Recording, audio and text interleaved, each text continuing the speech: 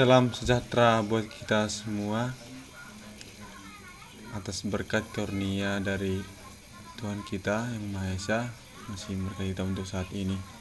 Sebelumnya perkenalkan, nama saya Saat M. Lumban Turuan dengan NPM G1D 020060. Izinkan saya untuk mempresentasikan hasil laporan akhir kami dengan judul Pembangkit Listrik Tenaga Mikrohidro dengan Sistem Monitoring Berbasis IoT. Latar belakang, saat ini sudah ada beberapa penelitian tentang sistem monitoring listrik mikrohidro berbasis IoT telah dilakukan. Salah satu penelitian yang dilakukan oleh Hilmi Fauzi dengan judul Sistem Monitoring Keluaran pada Pembangkit Listrik.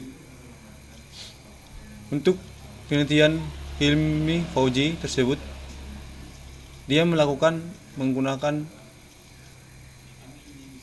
aplikasi MITT, di mana dia bisa memonitoring dari jarak jauh untuk keluaran pada listrik. Kemudian penelitian selanjutnya dilakukan Sumantri dan kawan-kawan dengan judul Model Routing Data pada Listrik Tenaga Mikrohidro berbasis jaringan sensor nirkabel dengan GSM. Untuk penelitian ini yaitu Sumantri dia melakukan sistem monitoring dengan sensor nirkabel atau GSM. Kemudian penelitian lain dilakukan oleh Muhammad Jaini dengan judul Perancangan Sistem Monitoring dengan organ frekuensi pada listrik tenaga mikrohidro berbasis IoT. Untuk penelitian Jenny, dia menggunakan platform billing untuk mendeteksi monitoring pada listrik mikrohidro tersebut. Kemudian juga telah dilakukan penelitian tentang sistem termontasi pada turbin arus pasang surut laut. Ini meliputi serangkaian sensor pembatas parameter kinerja turbin, perekam data atau logger untuk menyimpan data yang dihasilkan sensor, dan sistem telemetri untuk mengirim data ke motor turbin.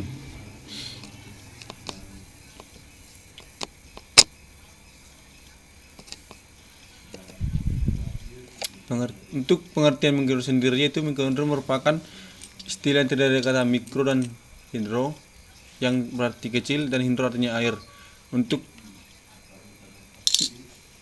mikrohidro berbasis IoT yaitu sistem monitoring yang dapat digunakan untuk dianalisis guna memaksimalkan daya yang dihasilkan oleh listrik, di mana sistem IoT ini bisa dipantau dari jarak jauh selama pengguna terhubung ke internet,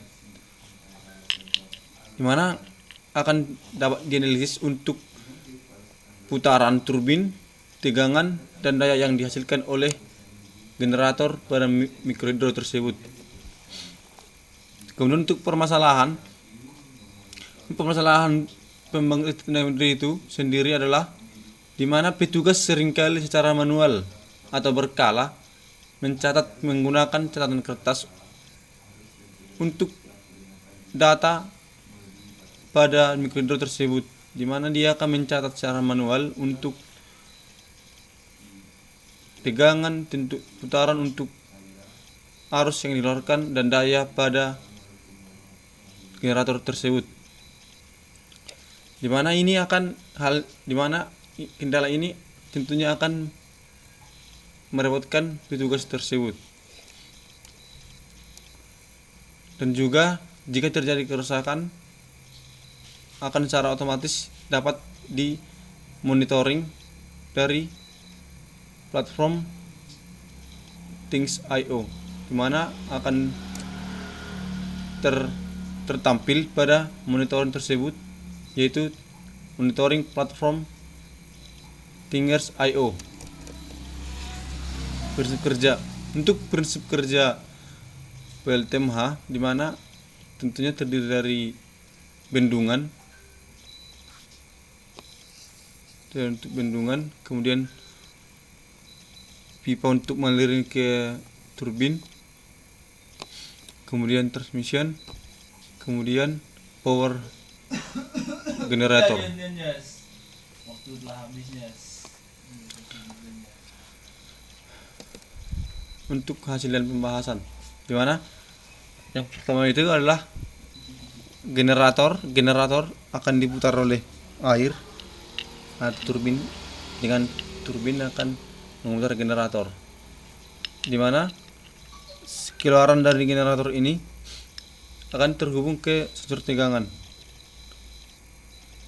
di mana sensor tegangan akan masuk ke ESP82 atau sebagai microcontrollernya, di mana dapat dilihat di sini. Ini merupakan sensor tegangan dan ini merupakan sensor arus, di mana kedua sensor ini akan diinputkan ke microcontroller ESP8266. Ini dia ESP8266, dan keluaran dari generator juga akan diparalelkan ke charger controller dan ke baterai, di mana baterai ini akan dihubungkan juga ke inverter dan dihubungkan ke beban. Setelah sensor tersebut masuk ke ESP8266, maka ini akan terhubung ke internet atau terhubung ke wifi melalui modem atau router, dan kita bisa memonitornya melalui handphone atau menggunakan device yang lain seperti laptop. Tentunya ini pastinya akan memudahkan kita untuk tidak lagi pergi ke tempat mikrohidro, melainkan bisa monitoring menggunakan HP di mana dan kapan saja selama kita terhubung ke internet. Mana kami telah perancangan sistem, kami telah merancang, di mana dapat dilihat inilah generator terhubung ke sensor untuk mendeteksi kecepatan debit air. Lihat di sini, ini ya generator, dan kami menggunakan pompa, di mana pompa akan menggerakkan generator ini tersebut.